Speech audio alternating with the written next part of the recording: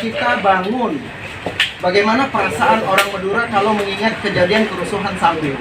Maka waktu itu saya menginstruksikan dengan teman-teman atas anjuran dari Ujang Iskandar, dari pemerintah Ujang Iskandar, supaya kita ini membangun bagaimana supaya pilkada Kobar ini sangat mencekam, sangat menakutkan, karena masyarakat Saroma dengan kejadian kerusuhan Sampil. Alhamdulillah kita bangun itu berhasil. Nah, berhasil kita membangun seperti rasa ketakutan. Bahkan teman-teman kita saksi ini ada yang mengaku menerima uang, ada yang mengaku tukang bagi uangnya, ada kayak saya yang memang yang nangkap uang, orang bagi uang. Bahkan saya mengatakan keluarga saya terintimidasi. Nah, kalau keluarga saya sangat ketakutan, kita yakinkan sampai saya bersaksi di MK itu menangis. Kenapa saya sampai melakukan kayak itu? Karena ada janji-janji Ujang Iskandar dengan kami saksi ini.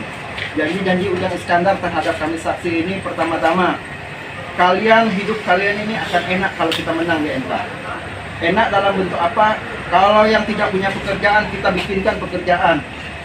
Kalau anaknya yang mau jadi pegawai negeri, kita akan fasilitasi menjadi pegawai negeri. Nah, kalau yang beragama Kristen, beragama Katolik, kita akan ajak jalan-jalan ke Singapura. Itu janji Ujang Iskandar di hadapan kami saksi 68 orang itu. Dan yang beragama Islam kita akan bawa umroh, itu janji Ujang Iskandar. Nah, maka setelah berjalan dengan kita bersaksi, saya menyampaikan, menceritakan di sini tidak ada unsur lain, hanya mengingatkan saudara-saudara saya yang ada di Kalimantan Tengah ini supaya berhati-hati di dalam memberikan kesaksian, apalagi saksi palsu. Karena terbukti, kami bersaksi di MK kemarin ada yang menjadi tersangka, bahkan terpidana. Ini, Bu Ratna Mutiara ini masuk penjara 6 bulan. Tidak sekalipun dijenguk Ujang Iskandar ke dalam penjara. Apalagi dijangankan ke dalam penjara, waktu bersidang aja tidak ada pengawalan penjara sama sekali. Dibiarkan beliau ini. Karena keputusan MK itu bagi Ujang Iskandar itu final dan mengikat. Semua kami saksi di penjara pun dia tetap akan dilanjut jadi bupati. Nah, bagaimana seandainya kalau perkara di MK itu kalah? Bagaimana dengan saksi-saksi ini? Mungkin nasibnya akan lebih jelek daripada nasib kami yang sudah jelek kemarin itu. Maka saya meminta dengan teman-teman, dengan saudara-saudara yang ada di Kalimantan Tengah ini, khususnya yang berada di Kalimantan, cukup pilkada Kota Waringin Barat 2010 yang membelah kami masyarakat Kota Waringin Barat itu. Saya dimusuhi tetangga saya gara-gara bersaksi itu. Saudara saya, tetangga saya, teman saya, bahkan ada yang hajatan saya tidak diundang. Saya hajatan tidak ada yang mau datang karena saya bersaksi untuk Ujang Iskandar. Karena di situ ada pendukung Ujang Iskandar, ada pendukung Pak Sugian. Tidak semuanya, apalagi sekarang Kalimantan Tengah dimenangkan oleh Pak Sugian. Kalau teman-teman saudara-saudara dibawa ke sana, dihitung ulang lah, berpikir ulang, apalagi janji-janji Pak Ujang Iskandar itu luar biasa manis terhadap kami. Tapi nyatanya, ini anak Bu Ratna ini orangnya yang Ratna Mutiara itu. Beliau ini di penjara selama 5 bulan. Punya ibu sudah tua, umur kalau tidak salah itu 80 tahun. Beliau ini masuk penjara, anak beliau ini bekerja di perusahaan sawit sebagai asisten. Mengundurkan diri untuk memelihara ibu beliau ini.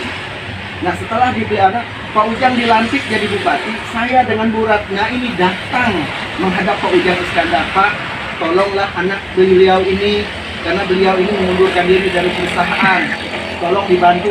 Saya minta dengan Pak Ujang bukan dibantu jadi pegawai negeri, enggak. Carikan perusahaan mana yang bisa menampung anaknya. Alhamdulillah diterima kerja anak Bu Ratna, tapi jadi pembantu di rumah Pak Ujang Iskandar. Jadi pembantu, Pak, tukang buka tutup pintu rumahnya itu. Bu Ratna ini pernah datang ke rumah saya nangis-nangis. Datang ke Pak Bambang, sudah jadi bupati mereka ini. Datang ke Pak Bambang, wakil bupati, Pak, anak saya ini mau sekolah, mau membayar uang, waktu itu uang apa tuh? Uang untuk semester. Cuma 650.000. Menghadap wakil bupati, minta wakil bupati tidak ada. Tolong ambil ke rumah istri, kata Pak Bambang.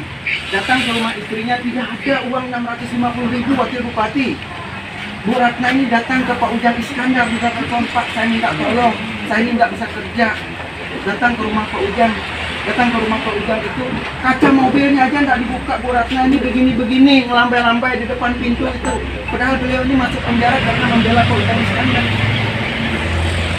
Belum lagi dengan kejadian dengan saya, dengan teman-teman ini, yang ini semuanya saksi ini. Semuanya diperlakukan tidak enak, tidak sesuai dengan janji beliau itu. Maka saya mengingatkan, teman-teman di Kalimantan Tengah berhati-hati kalau diminta untuk menjadi saksi, apalagi jadi saksi palsu. Cukup orang kami di Kobar ini terbelah, orang kami ini yang menjadi korban pilkada.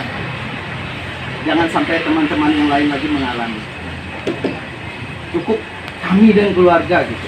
Cukup mertua saya sampai hari ini kena stroke gara-gara istrinya ikut bersaksi di MK, sampai hari ini tidak bisa saya bawa, sampai jual kebun, sampai tidak punya apa-apa kami ini dimusuhin kemarin itu Bu Ratna ini 2-3 tahun nggak ditegur sama tetangganya.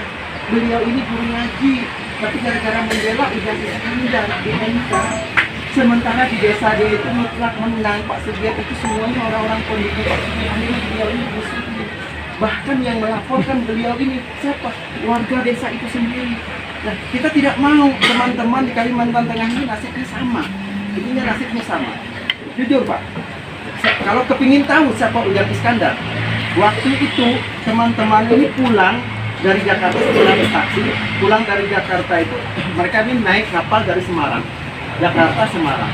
Saya ditahan sama Pak Ujang itu, nanti dulu main pulang.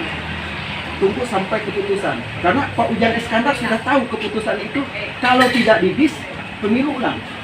Kalau didis berarti Pak Ujang dilantik, tapi kalau pemilu ulang berarti kita harus bagaimana meyakinkan masyarakat lagi ini, men, kalau kamu sampai pemilu ulang bongkar pasar Pangkalan Banteng, saya siap bersaksi di pengadilan, bahkan di hadapan Tuhan saya siap bersaksi. Saya pernah diperintahkan Ujang Iskandar itu membakar pasar Pangkalan Banteng itu kalau sampai pemilu ulang.